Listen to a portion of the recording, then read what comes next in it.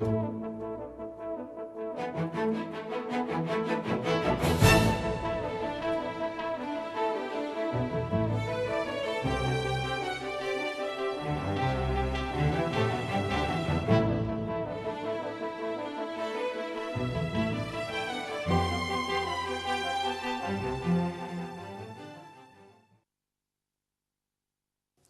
thought I'd start off by showing you a slide of the university where I work. This is University of the Western Cape. This is the student hall. And that's the square that the students affectionately called Red Square for some reason or other. And that's where we did quite a fair amount of our research on health. Now, here's an interesting statistic. When you compare the UK with Japan, you will see that in the 60s, Japan didn't know colorectal cancer as we know it in the West.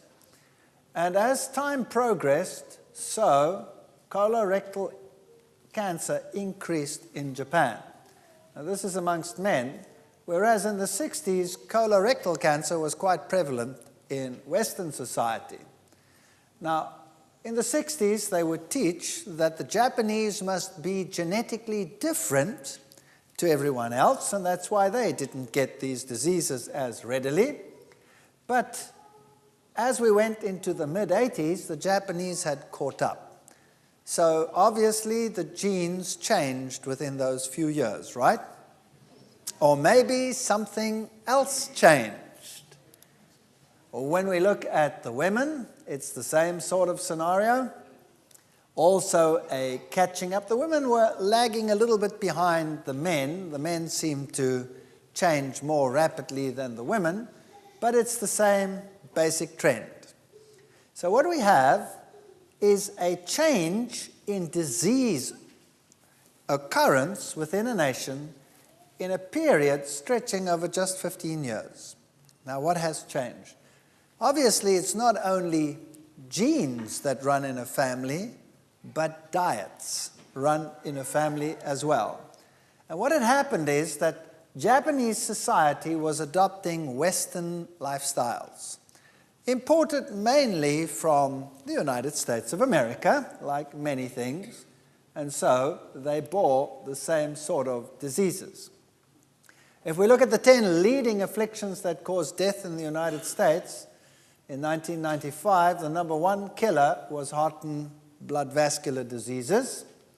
The second one was cancer, and then came chronic lung diseases, accidents, pneumonia, diabetes, HIV, suicide, liver cirrhosis, kidney failure, and all the other possibilities in between, from infectious diseases to you name it. But the two top killers, obviously, were heart and blood vessel diseases.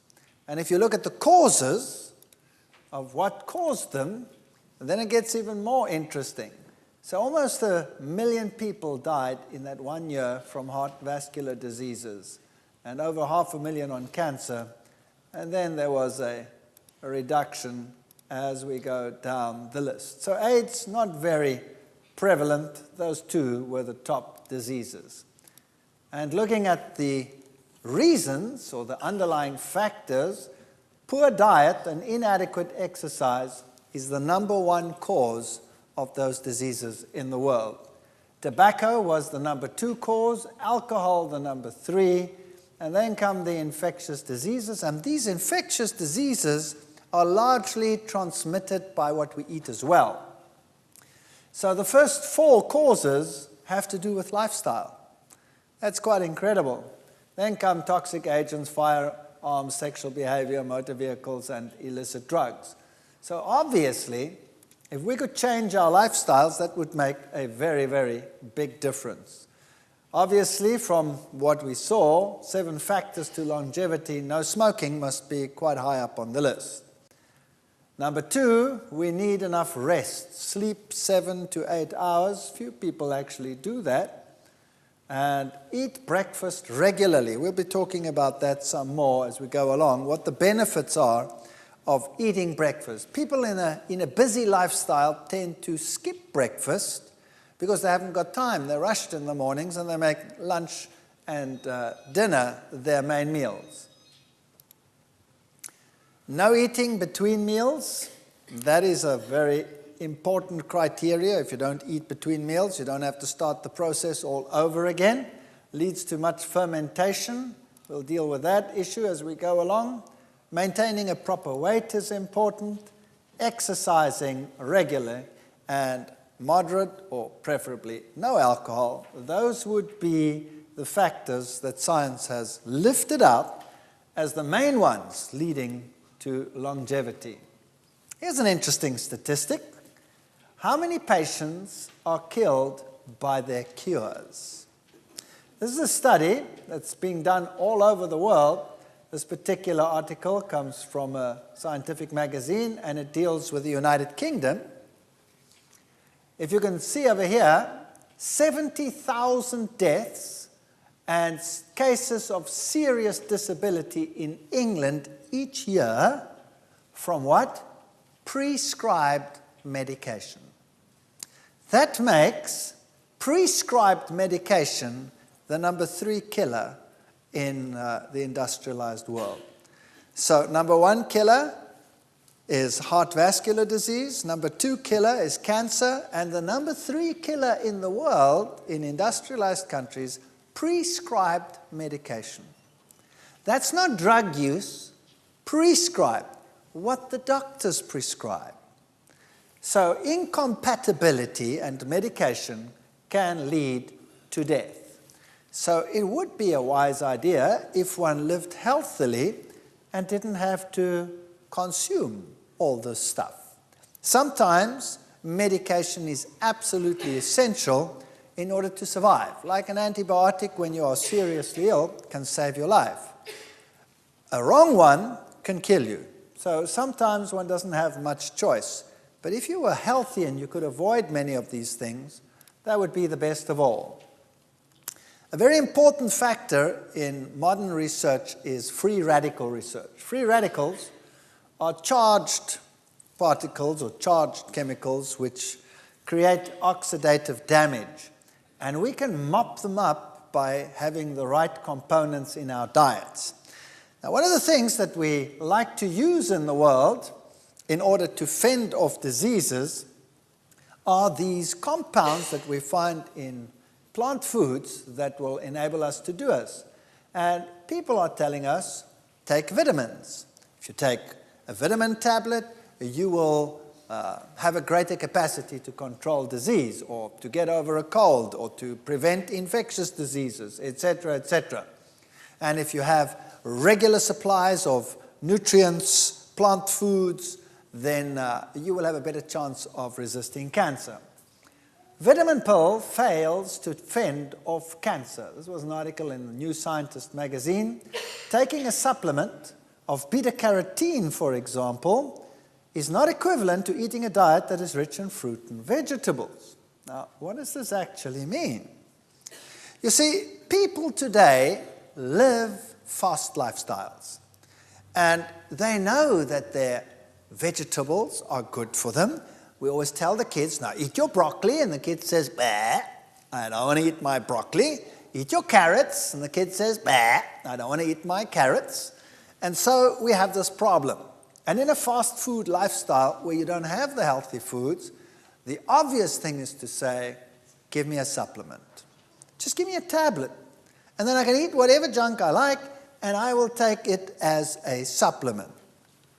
And so the cancer societies of the world realized that what was preventing disease, let's say in a healthy society, was their regular intake of foods, particularly yellow foods that are rich in beta-carotene.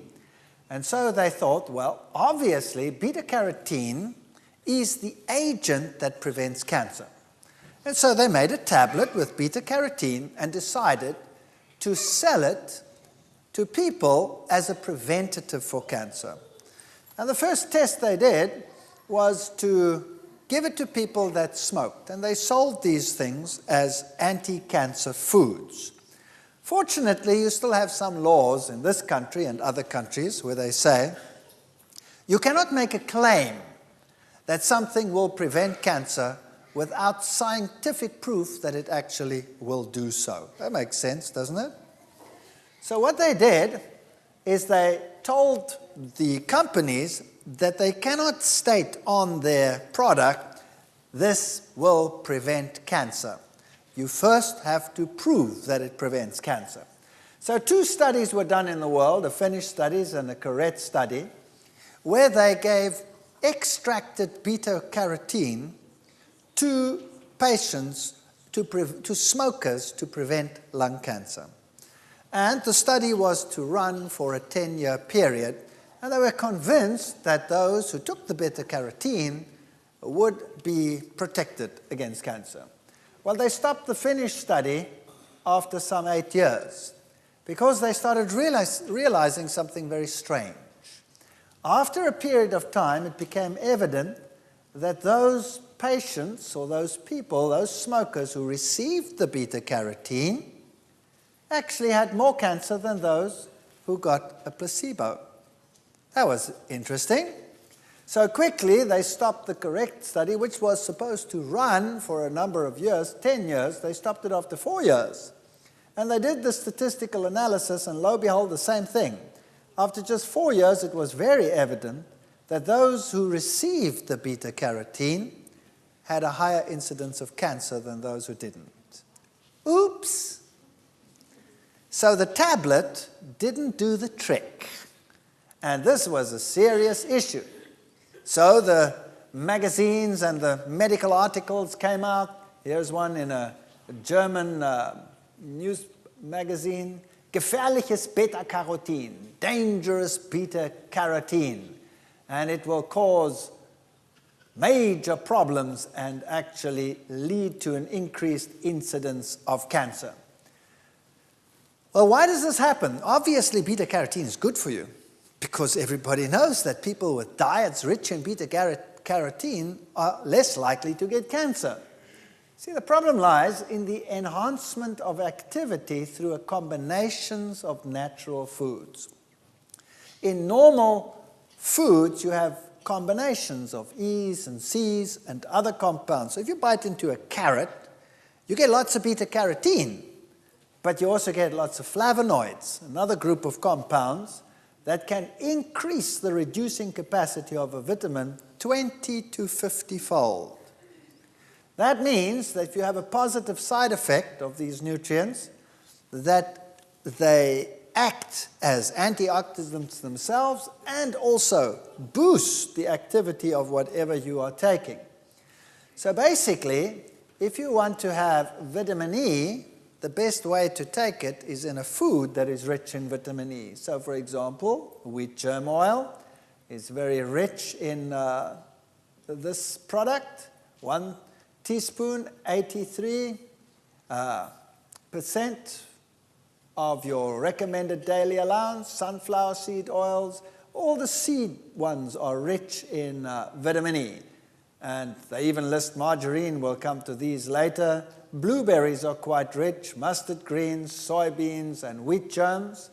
And a list of the top 10 antioxidant fruits and vegetables are strawberry, plum, orange, red grapes, kiwi, grapefruit, white grapes, banana, apple, tomato. Those are the ones. But this doesn't mean that the others are not important. All of them are important. But these are very rich in antioxidants.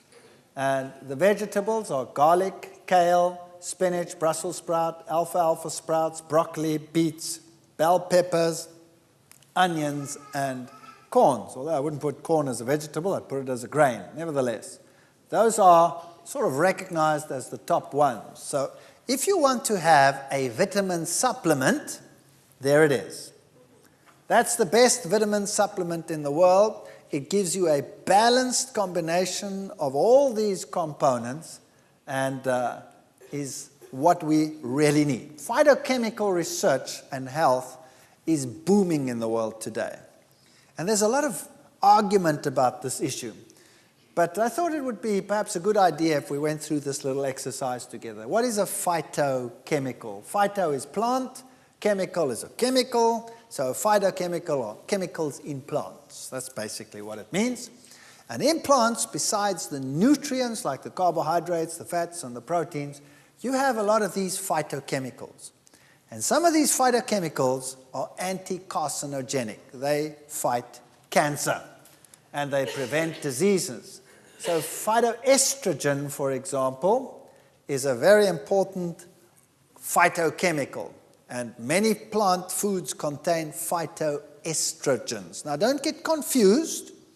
A phytoestrogen is not the same as a normal estrogenic hormone in the female.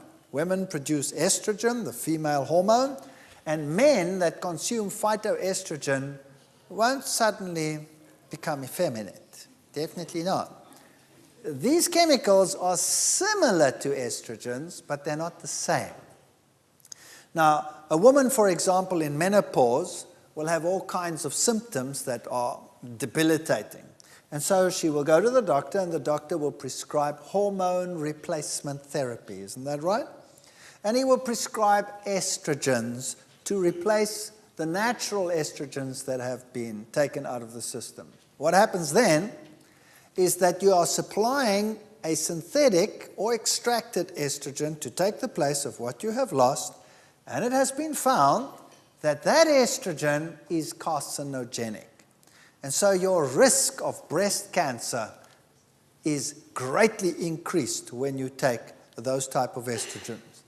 Now, plants contain natural estrogens, which are not like mammalian estrogens, but they compete for the binding site, and strangely enough, these are anti-carcinogenic. And so women and men need these phytoestrogens in their diets. Health benefits of diets rich in phytoestrogens would include, for example, prevention of breast cancer. Gentlemen, in case you thought that that only applied to women, prostate cancer and other cancers are prevented by phytoestrogens. Heart disease and stroke, osteoporosis, menopausal symptoms, brain diseases linked to aging, Alzheimer's, and all of these can be retarded greatly by phytoestrogens. Alcoholism, if you were an alcoholic and you have to overcome the negative effects, then phytoestrogens can help. And inflammatory diseases such as rheumatoid arthritis, all of these are benefited by diets rich in phytoestrogens. So you really want to get those into your diet. They are what we call nature's designer estrogens. Imbalances in estrogen are strongly linked to many major Western diseases, including heart disease, cancer, prostate, and breast cancer. And excess estrogen, that's normal estrogen that you would get in hormone replacement therapy, for example, can promote the growth of cancers. And you want to prevent that. So what can women do, for example, if they want to have a normal, relatively normal, healthy lifestyle when they get into their menopausal years without taking all these medications that can be so problematic? So what are phytoestrogens? Here's a little definition. Phytoestrogens are natural plant molecules similar in shape and size to human body estrogen, but not identical. And this slight difference means they don't have all the same effects of estrogen, and luckily, since some of the effects of estrogen can be nasty. So what do?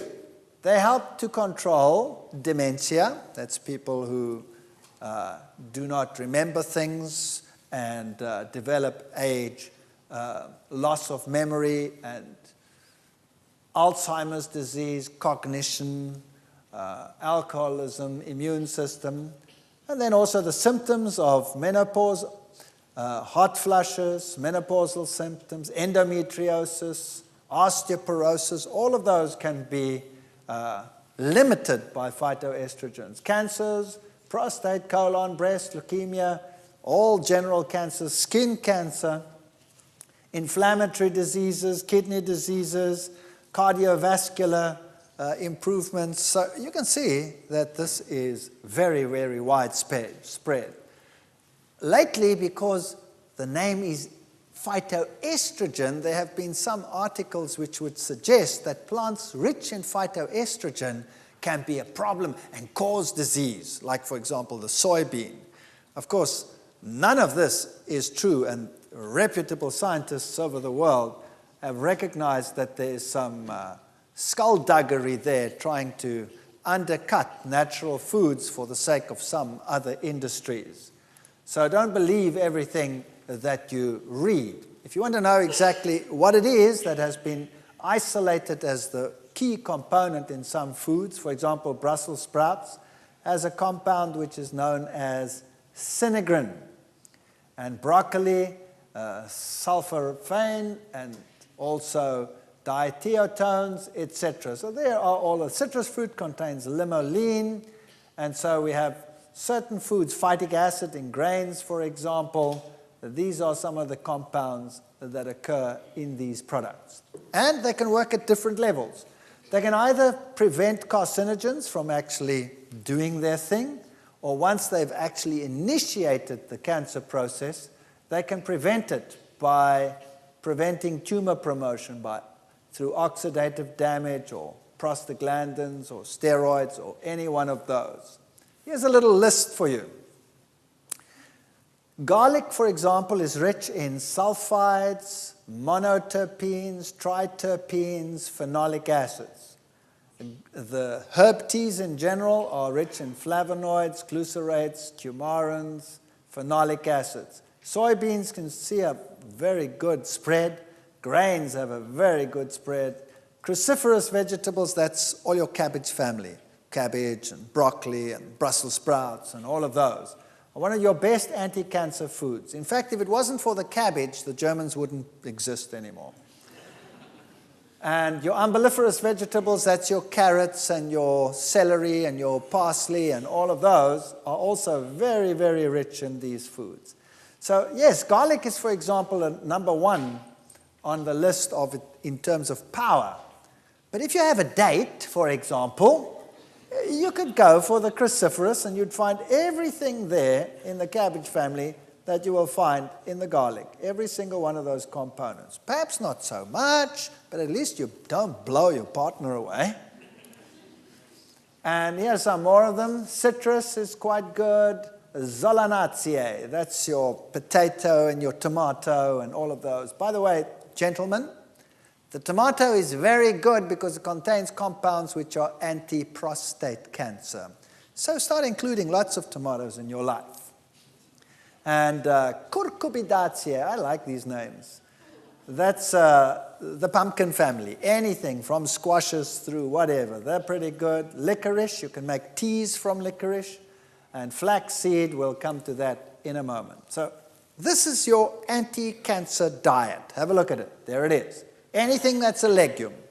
Particularly try and include soy, which is one of the richest. The African diet typically consists of grains and legumes. That's it. And some greens. And they had none of the Western lifestyle diseases until they became urbanized. So here are your grains and your legumes in a typical African market, none of those diseases. Today, one of the worst cases of sudden increase in disease in the world is found in urbanized Africa. Nuts and seeds, sprouts, these are anti-cancer foods. There's your anti-cancer garlic. This is potent anti-cancer food. Anything that you see on that list and that list and that list, all of it is anti-cancer food. Can you see none of it looks like a tablet? That means you'll actually have to start doing things with food rather than substituting with a tablet, and learn to start living life with these foods. So the high anti-cancer foods are garlic, cabbage, licorice, soybeans, ginger, and carrots, celery, and parsnips. The medium ones are onions, herb teas, turmeric, citrus, whole wheat, flax, brown rice, tomatoes, eggplants, peppers, and all of the rest of the cabbage families beside cabbage itself. And then you can add there some of your grains and your condiments. So here's a summary of findings. Phytoestrogens and breast cancer. There's a wealth of evidence that phytoestrogens are protective against breast cancer. And here's a little graph for you in terms of prostate cancer, and breast cancer is very similar. This is the incidence of prostate cancer in China, South Korea, and Japan, as opposed to the UK, Australia, and the USA. It's pretty bad, eh? So, wow, would one like to get prostate cancer? It's not a very nice cancer to have. So what's the difference? Why does China have such a low incidence, South Korea and Japan, and the Western countries look like that? Bowel cancer. High intakes of soybeans and tofu give an 80% reduced risk of cancer of the rectum and the lower bowels. 80%. Phytoestrogens can reduce the number of crypts, those are the little places that become inflamed and eventually form little tumors. Phytoestrogens may be effective only in blocking the early rather than the late stages. So you want to start having a lifestyle as soon as possible. And kids must learn to like these things. This is an interesting study that was done on skin cancer. You know, today they're telling you the sun is getting worse and worse, time to wear wide-brimmed hats, don't they? In Australia it became a law that you had to wear a wide-brimmed hat. They've taken that law away again now, I hear. Now why is that? Because people are getting more and more cancer. Here's what happens. Phytoestrogens can protect against the harmful effects of UV from the sun. In a study performed by the US Army, it was found that rats exposed to lethal doses of X-rays all survived if they were fed phytoestrogens in their diet, whereas those eating regular food all died. So the phytoestrogen genistein blocks the growth of skin cancer cells called B16 melanoma cells in mice. So here is a substance in the food that prevents skin cancer, and you can get it from soy foods. Remember this one over here. We'll talk more about genistein. Genistein is a very important component. It is as good in many cases as hormone replacement therapy that you get from the doctor. Estrogens have a protective effect on the brain. Alzheimer's disease. There are two main types of Alzheimer's. Early onset, which strikes anywhere from the age of 30 to 70. I know someone who's just 40 years old, who's got Alzheimer's disease, and you have to pen him in. He's like a child. He'll get undressed and he'll start walking down the street naked. It's pretty bad. And he's only 40 years old, and he was a headmaster of a school. And appears to be genetic. It often runs in family. More commonly, Alzheimer occurs late in life. It's more sporadic. And it is about 1.5 times more common in women than in men. And it seems to be more common in people living in urban rather than rural areas. Why? It's a diet question. Now, why is it more common in women than in men? You see, women have high estrogen levels. And then when they get older, when they start going into menopause, estrogen levels drop. They crash. And then they get the menopause symptoms, and then they get hormone replacement therapy from the doctors, which are carcinogenic. And the whole idea is actually very detrimental. Now, because their hormone levels drop so low, the protection that the brain needs, estrogens, is removed, and they're more prone to Alzheimer's disease. Men also have estrogen. We have everything a woman has. We just don't have the high levels that a woman has. But the man's estrogen level doesn't drop throughout his lifetime. It stays relatively constant. So we don't have that time period when we get old, when estrogen levels suddenly drop. And that's why men have a protection against Alzheimer's disease. Cancer of the uterus, there's a 54% reduction if you have foods high in phytochemicals. Stomach cancer, regions in Japan that have high tofu intake, for example, have the lowest rates of stomach cancer. If they eat a lot of salted fish, for example, they have high incidence of cancer. If they eat a lot of tofu, they don't have the cancer. It also boosts antioxidants. For example, vitamin C and vitamin E Phytoestrogens also work as antioxidants, and they prevent us from making the bad kind of cholesterol known as LDL cholesterol. So, very, very good. It also improves the flexibility of the blood vessels. In your blood vessels, there are muscles and all kinds of layers, and the blood vessel has to remain flexible. As you get older, it gets impregnated with fats and it gets less flexible. Well, if you have phytoestrogens in your diet, you can even get back to your normal responsiveness. So normally, as you get older, because the blood vessel gets less and less flexible, your blood pressure starts rising. If you have lots of phytoestrogens in your diet, your blood pressure can stay low. And that's very, very nice to have a low blood pressure. Low blood pressure that is detrimental is one when you get up, you're dizzy, you don't know what's going on. But a low blood pressure where you don't get dizzy means your blood vessels are still flexible. That's good. Phytoestrogens also help bone. Like estrogens, they make bone-dissolving osteoclasts less active. You have two types of cells in your bone working. The one is an osteoblast that builds calcium into the bone. The other one is an osteoclast that takes calcium out of the bone. So if you have phytoestrogens in your diet, the ones that break down the bone become less active, and so you don't lose as much calcium from the bone. Menopause, reduced hot flushes, dryness of the reproductive tract, cholesterol levels, bones, skin condition, brain function, all of these are helped by phytoestrogens. 70% drop in estrogen levels when a woman goes into menopause. And so they get hormone replacement therapy, as I said, which has many side effects. And I would like to do a little quiz with you now to see how well you fare in terms of your phytoestrogen diet. Now, I do this with my students at the university when I run through this course with them, and you'll be surprised at how they fare. I'll tell you afterwards. So if you have a piece of paper, has anybody got a piece of paper or pen or something? Just make a note and let's see how you fare. Make a little home test. All right, we have to do this test fairly. That means it's either all or nothing.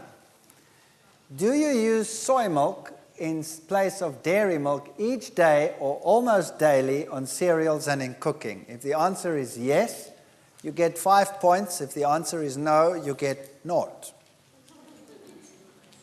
Okay? And be honest. Do you eat soybeans or foods made from soybeans, such as tofu, soy burgers, soy hot dogs, anything made from soy, on average 3 or more times a week? If you do, you get 5 points. If you don't, you get 0. Okay? 3. Do you eat other legumes, such as chickpeas, lentils, red kidney beans, navy beans, or food prepared from these, such as hummus, dal, any one of these, on average 3 or more times a week? If you do, you get 2 points. If you don't, you get 0. Now, here's an interesting one. Do you eat linseeds? Or use linseed meal, that is ground linseeds, on your cereals, mixed into yogurt or bread, at least 3 times each week? If so, you get 5 points. If you don't, you get 0. Linseed is flaxseed. All right, I'll show you a slide of it just now. I'll tell you why you get 5 points for that. If you take a capsule, it's not quite the same, but it's better than a kick in the pants. But I wouldn't give you 5 points, no. Do you add sprouts, such as alfalfa or soy sprouts, to your salads or sandwiches once or more per week? Then give yourself 3 points. Then, do you on average eat 2 servings of fruit, fresh, daily, or pieces of apricot or whatever, even dried fruit. Do you regularly, daily eat fruit? If you do, you get 3 points.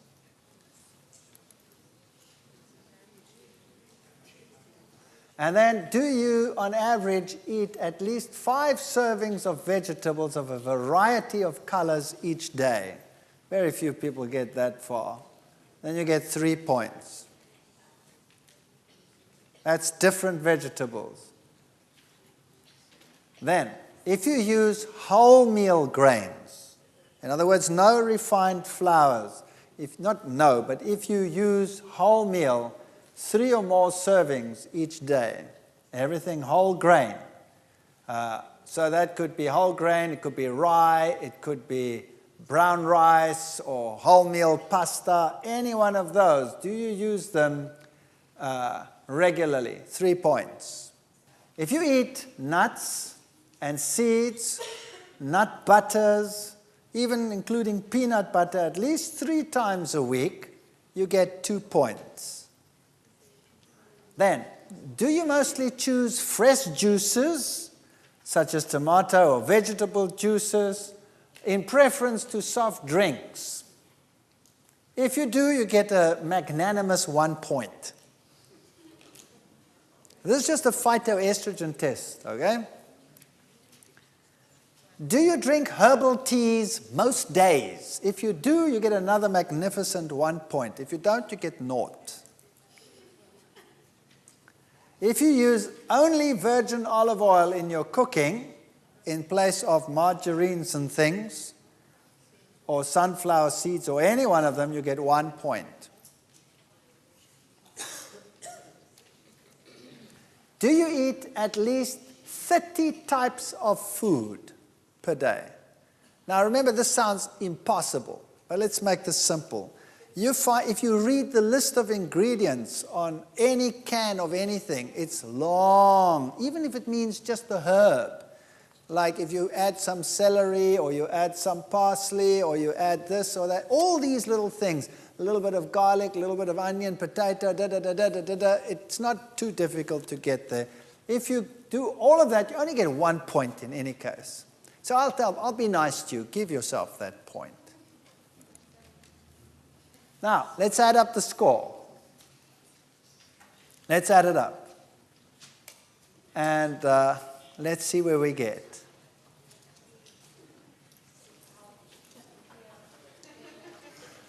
All right, let's see what happens.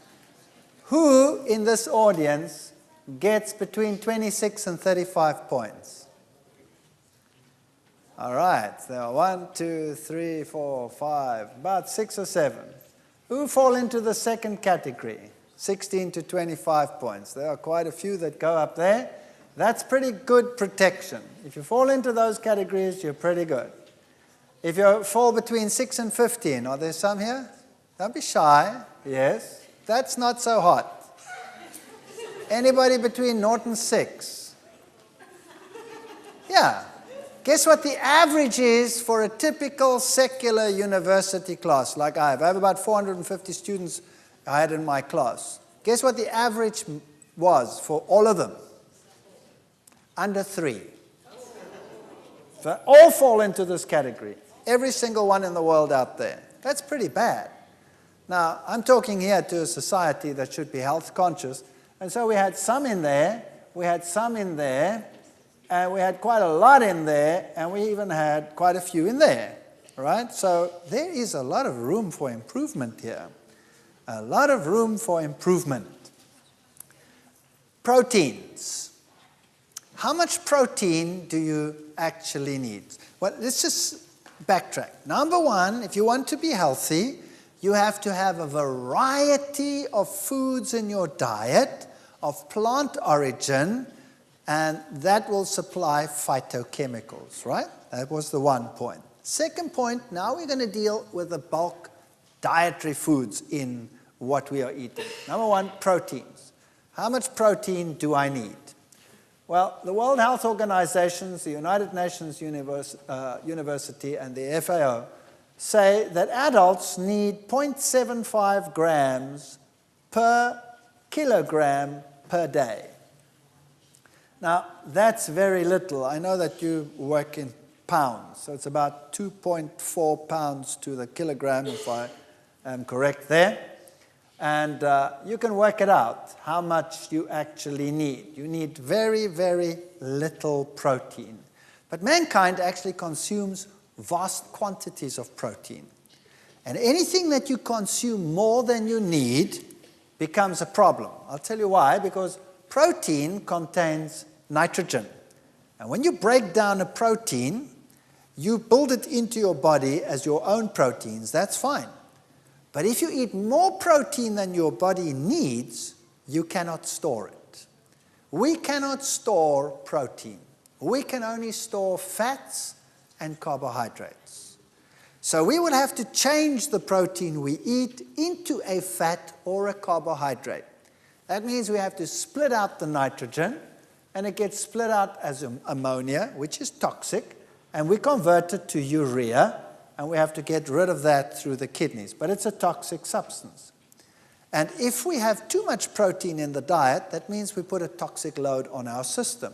So better not to eat too much protein and rather eat more carbohydrate. Now, what does the world teach you? That if you have a lot of carbohydrate, you're going to get what? Fats. Is that true? Or is it not true? In actual fact, it's not true. If you eat refined carbohydrate, you're going to get fats. But if you eat whole food carbohydrate, you will not get fat. All right. Let me make an analogy. A car is built of iron. Is that right? The engine block is built of iron, and the chassis is built of iron. The whole car is built of iron. So the obvious fuel for the car to run would be iron. So that's why you fill up your tank with iron filings. Is that correct? No. What do you fill up your tank with? With gasoline. With gasoline. Because you're going to burn that. Now the same applies to the human body. The human body, the structural component is protein. So you're built up largely of protein. Now you don't want to run on protein. You want to run on carbohydrate. That's the fuel of the body. And when you burn the fuel in the body, you produce carbon dioxide and water. The water is useful to you. The carbon dioxide, you go, and it's gone. Right? Whereas if you burn protein, you get all these accumulated toxins in your body, these harmful compounds. Your ammonia has to be converted to urea. That may not get too high a concentration, or else you will die. The sulfur in the protein has to be built out. That creates sulfate, sulfuric acid, so you're creating an acid system. You have to neutralize that by releasing calcium from the bone. You are creating problem after problem by eating too much protein. Whereas if you eat carbohydrates as fuel, you don't have that problem. If you eat refined carbohydrates, you have a problem, as we will see in a moment. So which proteins are better, plant proteins or animal proteins? Which one do you think? Well, you see, when I first started doing research on this, I applied for a research grant to show that there was a difference between plant and animal proteins in terms of their effectiveness. And guess what? They turned down my request because they said a protein is a protein is a protein. Doesn't matter what you eat. It won't have an effect. When you digest it, you'll get amino acids and you make whatever you want out of that. And I argued, no, it's not like that, because the ratio of amino acids in a plant is going to be different to the ratio of amino acids in an animal, but they didn't buy that. And so by some chance, we managed to get into a research project where we could actually test this and prove it and go back to the research committees and say, and then they started funding it. That was fun. And today, this is common knowledge. Here's an article in the American Journal of Clinical Nutrition. A high ratio of dietary animal to vegetable protein increases the rate of bone loss and the risk of fracture in postmenopausal women. Women in the highest quintile of ratio of animal to vegetable protein had nearly 4-fold greater risk of fracture compared with women with low ratios. Independent of other risk factors including age, calcium intake, weight, estrogen use, smoking, alcohol use, and total protein intake. So if you were to consume animal proteins, you were at least 4 times as bad off as when you were consuming plant proteins. Now, this publication came out in 2001. We actually started this a lot earlier. Why? Because certain amino acids, for example, are rich in sulfur, like this one over here, cysteine and methionine. And if you have lots of those, and animal proteins have a lot of those, you place a tremendous acid load on the system. You see, plant proteins contain more branched-chain amino acids than do animal proteins, and they are easier to digest than animal proteins. If you have branched chains on your amino acids, then your protein is nice and loose. It's globular. If you have non-branched chains, you have a very compact protein. And in order to digest that compact protein, you have to punch it out.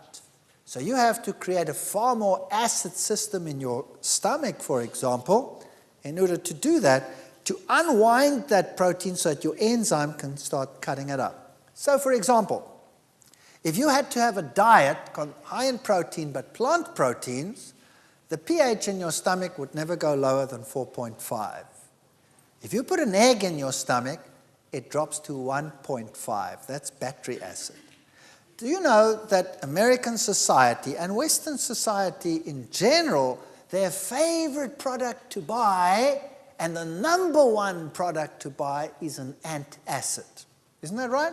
Don't they advertise antacids on your TV from morning till night? Absolutely. Why?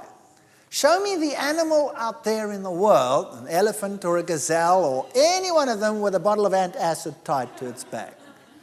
There's only one creature that does that, and that's us. Maybe we're putting the wrong thing inside so that we produce all that acid. Maybe we should never do it. So plant proteins have very high levels of an amino acid called arginine and glycine in the blood than do animal proteins. And these levels are associated with protecting against clogging of arteries, for example. So we did a little test. We fed rabbits on diets which contained equal amounts of protein. The one group contained an 18% protein ration derived from soya, and the other one from casein. Now, what is casein? Casein is the protein you find in dairy products. So you'll have it in cheese and in milk and in all of those. And look, when they were fed soya, they had high levels of arginine. When they fed casein, they had low levels of arginine. Now, arginine is your detox amino acid. It helps you to get rid of the excess nitrogen. You want lots of arginine in your diet, and you only get it from plant foods. Glycine is the other one you want high. Soya gave a high glycine, and milk solids gave a low glycine at the same protein level. In fact, rabbits that were fed animal proteins develop arteriosclerosis. And they have elevated cholesterol, even if their diet doesn't contain any cholesterol. And by just giving them a little bit of plant proteins, you improve the situation. So vegetable proteins lowers cholesterol and raises it if you have animal proteins. There's the difference. Plant-based proteins, animal-based proteins, and you see a vast difference in cholesterol levels between the two groups. So overall, the healthier protein to take is plant protein. I'll just run through this quickly before we go to the next category. The 10 animal proteins that cause high cholesterol in rabbits, there's plant protein, doesn't cause high cholesterol. Egg white, pork, chicken, beef, fish, whole egg, casein, turkey, skim milk, and egg yolk. So obviously, the animal proteins were the problem, and plant proteins were much, much lower. When we look at the 10 plant proteins that cause low cholesterol, you'll see something interesting. None of them are really very high. That's the average animal protein. But look at this. Beans, faba beans and peas are very cholesterol reducing. So if you have a high cholesterol level, what is the best thing you can do to lower it? Eat some beans. It's in fact better even than some prescription drugs with none of the side effects. It really is worth your while to do that from. In our next session, we'll be dealing with calcium and where we get our calcium from.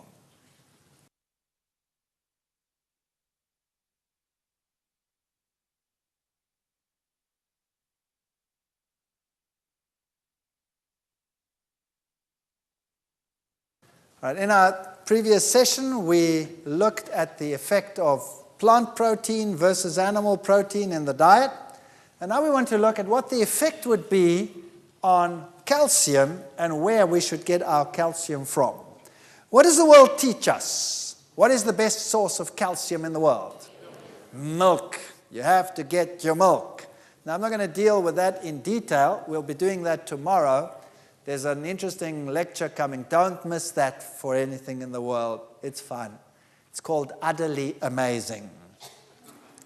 But low absorption of calcium is what you get from milk. In milk, only 25% of the calcium in cow's milk is actually absorbed by the body. 75% goes in and straight up. Human milk, although it contains less than half the calcium of cow's milk, is a better source of calcium because of its high absorption. So here's a difference already. And then kale, that's that green cabbage leaf, turnip greens or sesame seeds are better sources for the same reason. So those are your good sources of calcium. Anything that's dark green is a good source of calcium.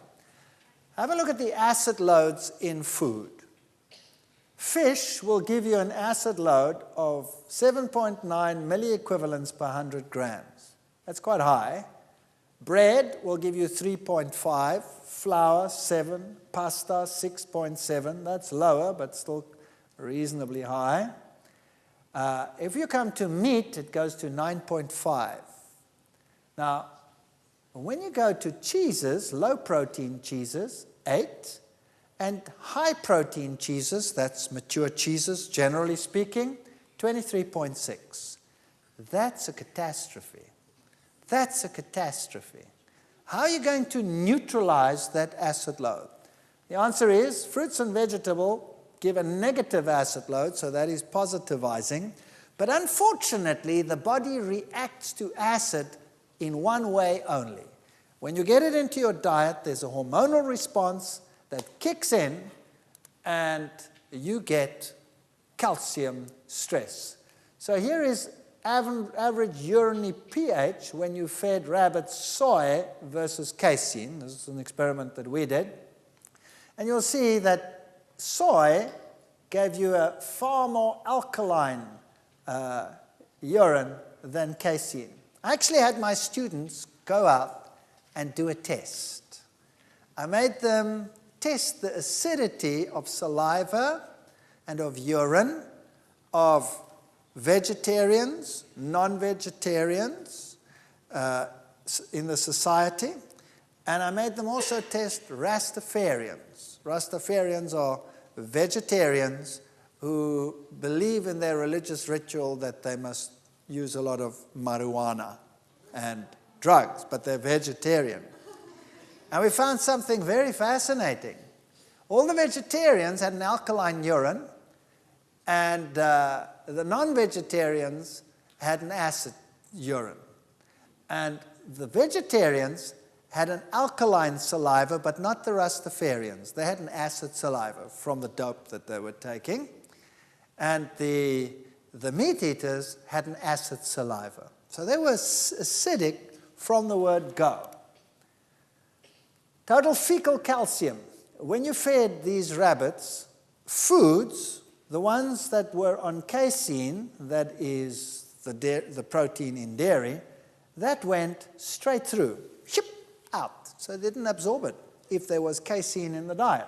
If they had soya, they had a much better rate of absorption, in fact, twice as high. Urinary calcium, so even that which they did absorb, when they were on casein, they urinated it out. You see, the body has to protect itself against the acid, releases a lot of antacid, which it gets from the bone, and that's calcium carbonate deposits being put into the bloodstream to neutralize the acid, and then you have to urinate it out. Sometimes we release so much of it from the bone to neutralize the acid in our system that the kidneys cannot cope, and they cannot release it. Then you have to precipitate it. Where do you precipitate it? In your joints and all over these places. And then what you get is you get stiff joints, and you get gout and pains and arthritic diseases and all of those. All products of the type of food we are eating. So this is the type of food where you will get a good plant protein source that will not be osteoporotic, calcium releasing. There's the soybean. You can soak it and freeze it and use it whenever you want to. Greens such as kale, broccoli, bok choy are as good as milk in terms of calcium absorbability. There are all the journals that confirm these experiments. What you see on the screen there is your calcium source. Have you ever seen a horse run after a cow and say, "Excuse me, could you satisfy my calcium needs for me today?" Yes or no? No. There's only one creature in the world that does that, and that's man. You think cats do it? Or do we induce cats to do it?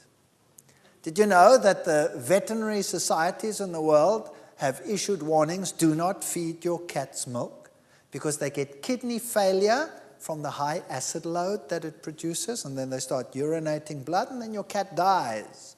So take away the plant proteins from your cat, and it will not get it. So not even a cat should have it. But humans, well, who cares? They can have it, right? So these are your calcium sources. Now, let's have a look how phytoestrogens help bone. Like estrogens, as we said, the osteoclasts become less active. So a woman is not likely to get osteoporosis while she is in the flower of her life. But when she goes through menopause, that's when the trouble starts. Isn't that right? And later on, when they fall, they break their hips. Now, there's a compound that you would like to get, and that is the compound genistein. You find it in soybeans, but somewhere else also. That suppressed the activity of the bone-dissolving cells. So you want to have that in your diet. Ladies, you want to have genistein in your diet. Where'd you get it from? Soybeans, amongst others. Several studies have confirmed that phytoestrogen genistein is almost as effective in preventing bone loss in animals as Premarin, which is one of the most commonly prescribed hormone replacement therapies. So genistein is almost as good as that. But this one causes cancer, and genistein doesn't. Which one would you prefer? Just asking. Just asking. So how do you get enough of that? Do you know that seed? That's flaxseed. Flaxseed. Flaxseed is the highest source of genistein in the world. So if you eat flaxseed just like that, it goes in there and out the other side, and goodbye. So what do you think would be a good thing to do to flaxseed? Grind it. Put it in a liquidizer and go, then you have ground flaxseed. Put it in a bottle, put it in your refrigerator. When you have breakfast, when you have muesli or granola or one of those in the morning, take flaxseed, a teaspoon or two, and pour it over it. If you have porridge, put it over there. Put it in your bread, bake it in there. How many points did you get for flaxseed? 5.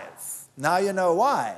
And men, it'll help you be more cognitive, help your brain function, prevent prostate cancer. So it's good for the men too.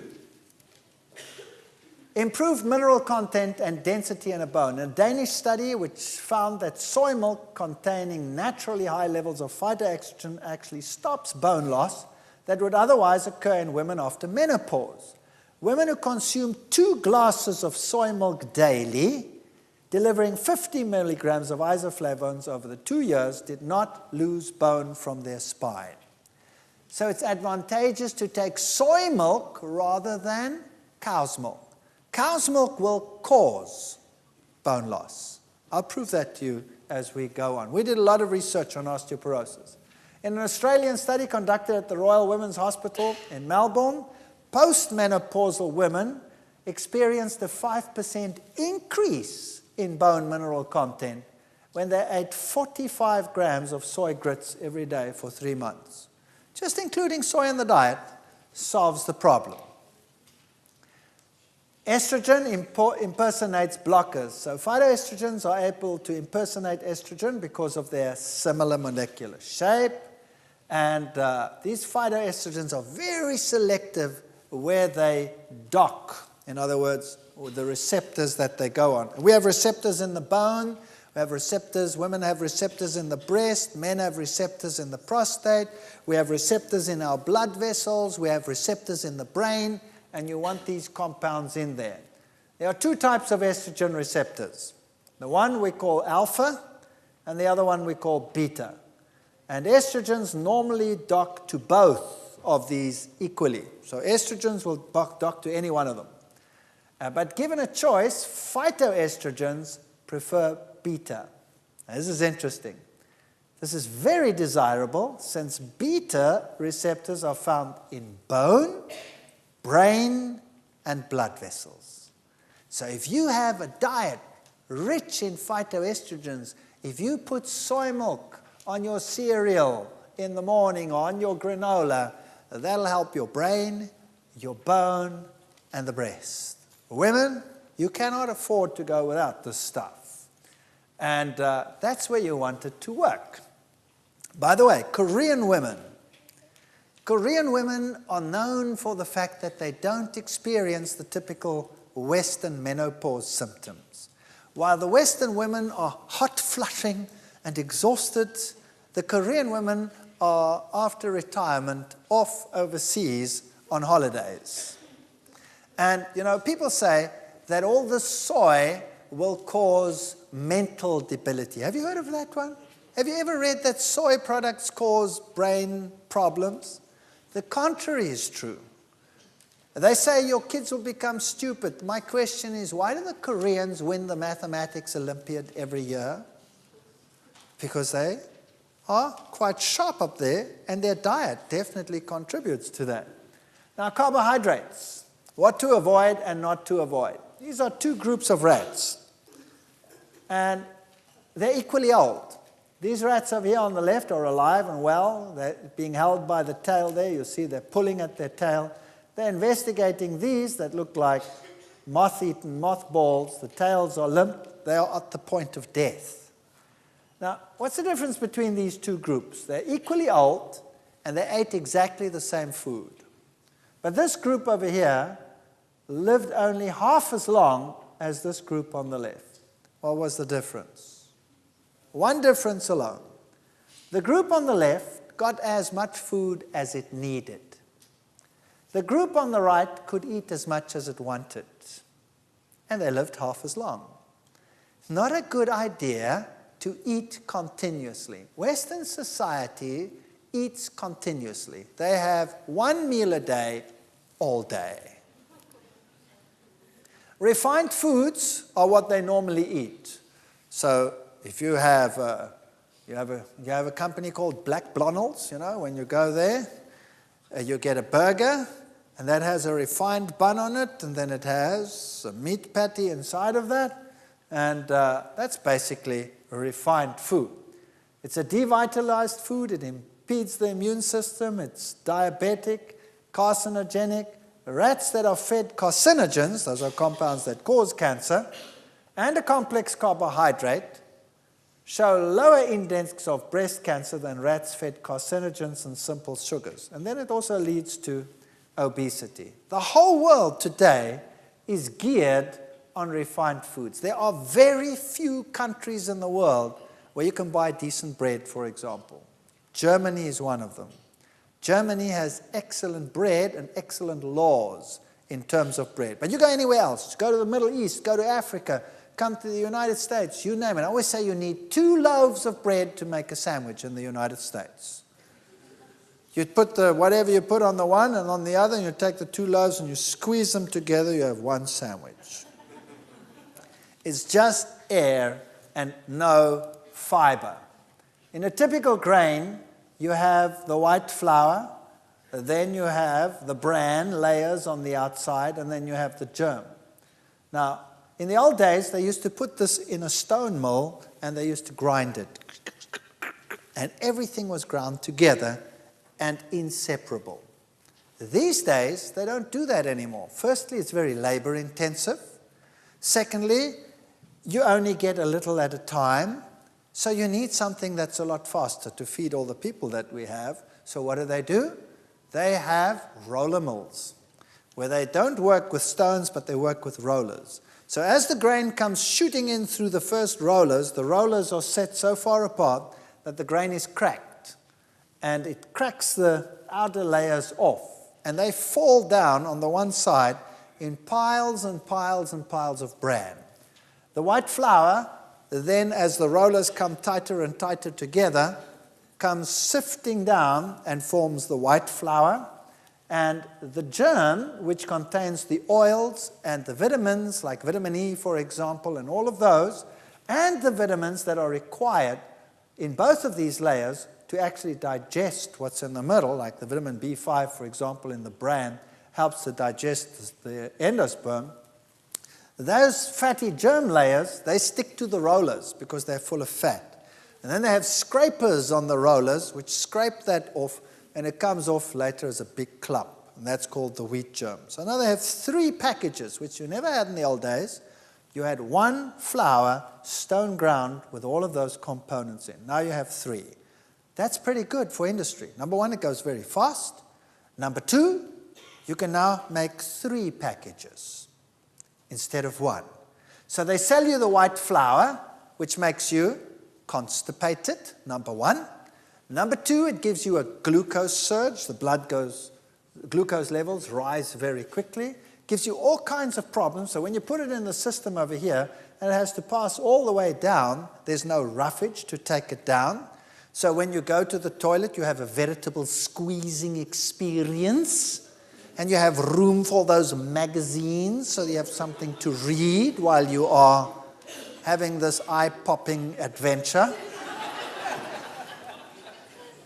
Not a good idea.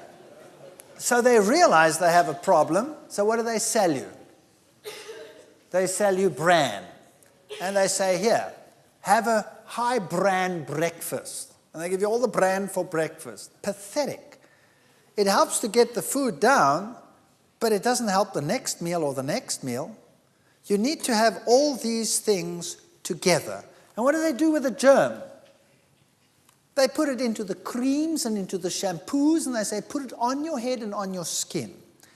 And when you erupt in all kinds of pimples and boils and carbuncles and varuncles, you put it on the outside. Why are you erupting in the first place? From the toxin that's on the inside. So we have all kinds of solutions for this terrible problem. And junk food is bad news. A gut feeling. If you thought junk food would merely make you fat, think again. You could also be fattening a hungry mass of alien gut bacteria that may repay you with bowel disease or even cancer.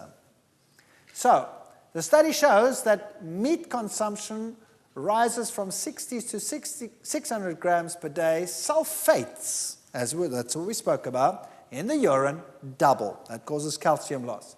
And sulfites in the feces increases tenfold. Now, what does that mean? Right, in your intestine, you have certain bacteria. And you want to have healthy bacteria. Do you remember they always tell you that if you run low on bacteria, what should you eat? Yogurt. Now, what type of bacterium do you have in yogurt? Lactobacteria. Now, after you are weaned, you don't need lactobacteria. You're not supposed to have lactose. Which animal still consumes lactose after being weaned? None. But lactobacteria are better than no bacteria. So they say that's how you augment it. But that's not what you really want. The type of bacteria you want is known as a methanogen. Those are the healthiest ones. There's a big study done at the Dunn Nutrition Center at Cambridge University. So let's say you're eating your proteins and your carbohydrates, and then you have bacteria that help ferment these things, and they produce various compounds. Now, the most common compound that you would find is the carbon dioxide production and the hydrogen production. That's if you have a lot of carbohydrates in your diet.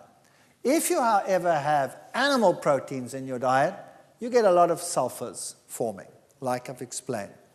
Now, that changes the bacteria. Bacteria that can handle the sulfur are called sulfate-reducing bacteria. So if you have a high meat diet, you will have a lot of those bacteria in your gut. If you have a high plant diet, you will have a lot of methanogens in your diet, in your intestines. Now, when they break down the products, they produce a gas, which is methane. So if you have these, they will produce sulfides, which are toxic and cause cancer. Now, there's one way of telling which one of those you actually have. Methane is explosive, but it's generally odorless, right? Whereas the sulfur ones contain, well, this noxious sulfur compounds. Have everybody ever dropped a stink bomb? That's hydrogen sulfide. It's pretty smelly. So if you are feeling airy one day, notice the aromatic experience, and that'll tell you what type of bacteria you largely have in your intestines. You can be explosive and odorless, that's fine. Sometimes if you eat abnormally or in between meals, you will also have acid production and you'll also have a shift in bacteria. To have a healthy gut, get methanogens in there. And if you explode, so what? Nobody will notice if it's silent. Here is colon cancer and mortality. This is roughage in the diet. And notice the more roughage you have in the diet, the lower the incidence of cancer. So you want that roughage to be in your diet. If you don't, you get what we call diverticulosis. This is what happens when you sit on the toilet and the eyes come out during the process. The same happens in your gut. You make balloons as you put the pressure on. And it forms little sacs. And eventually those sacs fill up with debris, and it can't get back, so it just hangs there, and then it gets inflamed and infected, and later you get colon cancer, and you get sick, and you're a big problem. Here's something else that's interesting. This is the response to a glucose meal. In other words, if you had to go and eat refined food, or kids, if you had to go and drink a glass of Coca-Cola, or drink a glass of any bubbly cool drink out there, the average Coca-Cola will contain 12 teaspoons of sugar per can. 12 teaspoons of sugar per can.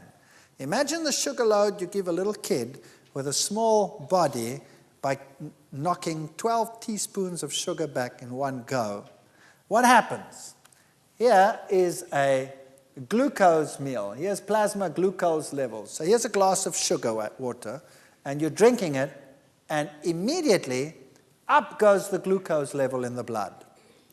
And then it has to be brought down, because if it doesn't get brought down, you will go into a coma. So the body responds by an enormous insulin release. So that's the response of insulin immediately after that glucose meal. And because the insulin level is so high, the glucose level drops like a rocket, and it drops to lower than normal resting level. Normally you're there, but because you've had too much insulin released, it now drops to that. We call that hypoglycemia, low blood sugar. And there is hardly an individual in the United States of America that doesn't suffer from hypoglycemia because they have refined diets. Here's the same amount of sugar when you give a diet with fiber in it. So if you take that same amount of sugar and you added some oatmeal, gum, to that, or if you take a fruit juice which contains pectin, for example, which is a fiber, that fiber holds on to the sugar. So what happens is it never gets that high, and your insulin levels never get that high because that sugar doesn't go into the blood. The fiber holds it in the gut, and as the food goes down the gut, so it releases it slowly, little by little by little. And the end result is insulin doesn't go so high, it stabilizes, and at the end of the process, you have about the same level as you had in the beginning. See? No hypoglycemia. Now, what happens when you're hypoglycemic? Firstly, you get nervous, and then you crave something to eat because you also get a sugar craving. And that's why you keep on noshing between meals.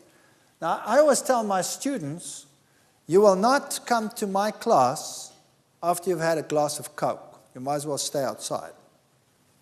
And you're not going to write exams for me if you ever drink a glass of Coke, because I will not take an excuse. I went blank. I couldn't remember anything. They always do that, right? Why they go blank? Because this is what happens. And they wouldn't believe me, so I said, well, let's test it. Let's get some rabbits. And we took some rabbits, and we gave some of them Coca-Cola, the equivalent of what a human would drink by mass. Now, the rabbits love it. And you know what? Some people say that's animal cruelty. Well, what do we do to ourselves? It's much worse. We do the exact same thing. That's what? Human cruelty? So is Coca-Cola human cruelty? So we give them a little Coke, and the rabbits drink it straight off the syringe. They go, tink, tink, tink, tink, it's all gone. And some of them get water, and some of them get the same amount of sugar with pectin in, for example. That's the fiber in apple. And this is what happens. If they get Coke, we only have, the practical only lasts 3.5 hours, so I couldn't complete the experiment, but nevertheless was interesting. The high surge of blood glucose when they went on a diet here of plain glucose. Up it went. And then it came down slowly. After 3.5 hours, it still hadn't normalized. So that's okay. You have glucose levels in the blood. Glucose plus pectin, this one over here, started coming down nicely, regularly. Coca-Cola, boom, I even missed the peak there. Must have been up like that. Insulin surge and then down. After 1.5 hours, they start going hypoglycemic. And that's when the student strikes a blank. Brain stops. Everything stops. So they start sweating. They start getting nervous. They shake. They have this warmness, pounding heart, increased heart rate, anxiety, shivering, freak. And then they say they remembered nothing. They also get confusion, drowsiness, weakness, difficulty in speaking, concentration, visual disturbances, and all of these symptoms. Not a good idea to have refined food. So Coca-Cola is really bad news, very bad news. If you should ever have to take something like that, make sure you do it with a meal. But Coke never. So, effect of food processing on blood glucose levels. The apple is the best way to consume the apple juice. Apple sauce is the next. Apple juice will give you the lowest levels of glucose in the end. Then, blood sugar peaks. Here's a medical journal. Is also dangerous for your blood vessels. You see, the blood vessel itself, when that sugar surges into the blood, gets damaged, and the little endothelial, that inner layer, gets damaged. All right, let's have a look at another issue, a fat issue. Dietary fat and breast cancer. It's pretty prevalent and obvious in the world that the more fat one consumes, the higher the rate of cancer. General cancer rates increase with more fat consumption. Look at the United States and Canada. They're way up there. In fact, the United States is always a good example to use because it'll 9 out of 10 times be your worst example. There are only 2 countries that beat you on one disease, and that is osteoporosis. Norway will beat you 2-1, and so will Holland, and Switzerland also beats you. But for the rest, you're right up there. You're winning everything these days. Here are UK figures from the 1940s. Notice, since 1940s, since the war, carbohydrate consumption has been coming down and fat consumption has been going up. And the same in the United States. Fatty foods, fatty foods. That, of course, leads to obesity. So if you want to know how well you are faring, then you just work out this little equation for yourself. Your body mass index.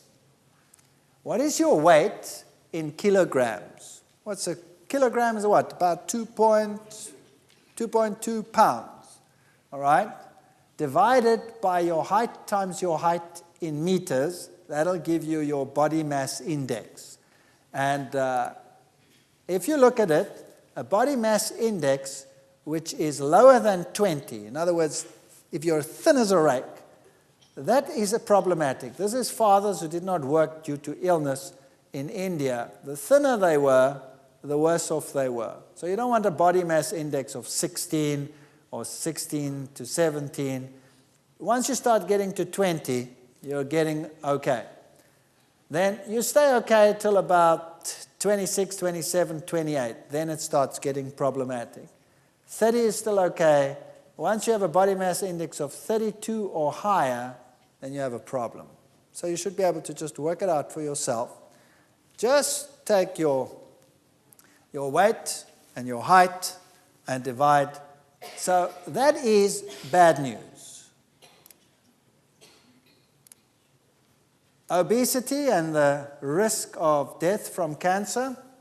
For example, average body weight and the percentage increase of death rate. If you are above average weight, just 20 to 30, it's not the end of the world. But once you start getting to 40% overweight, then you have a big problem. And women are always worse off than men.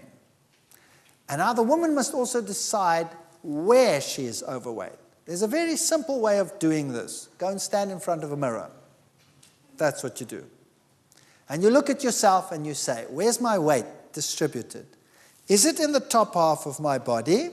In other words, am I well endowed around here? Or am I well endowed around here? If the main fat sits on the buttocks, then you are 3 times less likely to get breast cancer than if the main fat sits up there. That's just the luck of the draw. Nothing you can do about it. So whole food energy is the way to go to prevent these diseases.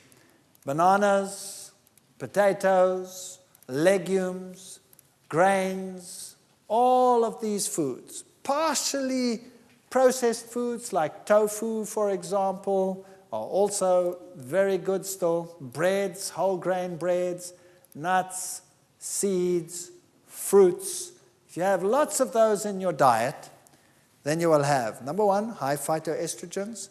Number 2, the right ratio of protein, the right type of protein. You'll have whole carbohydrates, no surges, none of these things that make you obese. It would prevent obesity, would prevent cravings between meals. And these are the very best tablets that you could consume in your life. Start getting variety, variety, variety into your life. And if you find a shop that looks like this, go ballistic. Visit it. Enjoy it. And food actually is fun when you're shopping in a shop like that, isn't it? It is fun. Is this enough energy to actually get things done in the world? Here are 2 groups of people. The one is they're both athletes, and the one group over here is getting one type of diet, and this one another type of diet. The top group over here is getting a high carbohydrate diet. And the bottom group is getting a low carbohydrate diet. That means they're eating more meat products, for example. Now they start training. So they go for a jog in the morning for their training. They're training for a marathon. Notice that when they run, their glucose or their glycogen levels in the muscles drop. Boom. Now you're burning the energy in your muscles. You're running. Down they come. And now you go home and you start eating and you relax. The one on the high carbohydrate diet recovers to there by the next day. The other one only recovers to there. The second day they go jogging. They meet for training in the morning. Down comes this level, down comes that level. Now they recover during the day. That one goes to there, that one to there. Third day. Can you notice that the gap between the two is getting bigger and bigger and bigger? Now, this one is staying just below those levels. Now, if this one were to stop training for one day prior to the big match, where would he recover to? Easily back to his normal level. Isn't that right? In fact, he might even recover if he rests 2 days before the event higher than his normal level. Whereas this one would go that much, and the gap would always be tremendous. Now the two sets of athletes start getting ready for the run. Which one is likely to have the greatest stamina? The top one, no doubt. So that is why athletes today have to go on high carbohydrate diets, or else they cannot compete in a competitive world. So glycogen is essential for prolonged exercise, and exhaustion is due to a reduction in muscle glycogen. And we need to make sure that glycogen stays high. Work, of course, uses it up.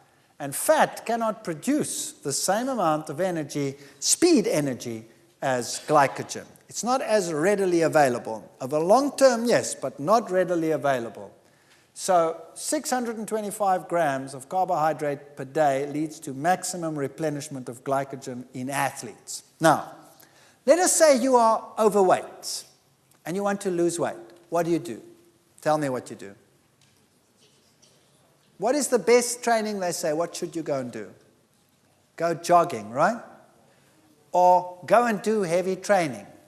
Today we know that that is no longer true. I've worked with these sports training institutes. We've done research projects that are amazing in this field. I want to tell you something very, very simple. If you want to lose weight, if you want to burn fat, then never do strenuous exercise. You will not burn fat during strenuous exercise. You will only burn glycogen, because that's the fast burner. Are you with me? If you are going to go for a heavy run to lose weight, you will lose glycogen, which you will recuperate with your food. You will not lose 1 ounce of fat. If you want to lose weight, what must you do? You must walk. Go for walks. And walk so fast that you never have to pant. That's how fast you must walk. Walk on a steady incline, and that you work up a nice sweat after a long walk, but that you don't have to go. That's the way you lose fat. If you're going to train hard, you're not going to lose fat. You're going to lose glycogen. So, even 10 minutes of walking per day is better than hard exercise. And science has found out that short exercises, 20 minutes, 10 minutes per day, is just as good as people that train themselves half silly. Isn't that amazing? So if you want to lose weight, go for walks. And try and walk on steady inclines if you can, which is difficult in your country. If you want to have endurance, how do old tennis stars, how did Steffi Graf manage to stay there so long? She had to change her diet. How did Boris Becker manage to stay there so long? How did Carl Lewis manage to stay there so long? They all changed their diets. They all went on to vegetarian diets with plant power to animal power. Plant foods give you more endurance, more energy, more power than any other food. If I didn't have the diet that I have, I would not have the stamina to do what I do. I can walk, I can do all these things, And I'm so grateful. Before I changed my diet, I was fit and I did sport and I did all those things, but I would come home and I would say, I'm finished, I'm exhausted, my brain is dead. And I used to have that dull feeling from the diet that I had. I never have that feeling anymore. And that's because I concentrate on whole foods, and I suggest you do the same. So in our next lecture, we'll look at some additional things that we can look at. For example, foods that we eat that are not really foods that we on a regular basis consume and what the effect is on us.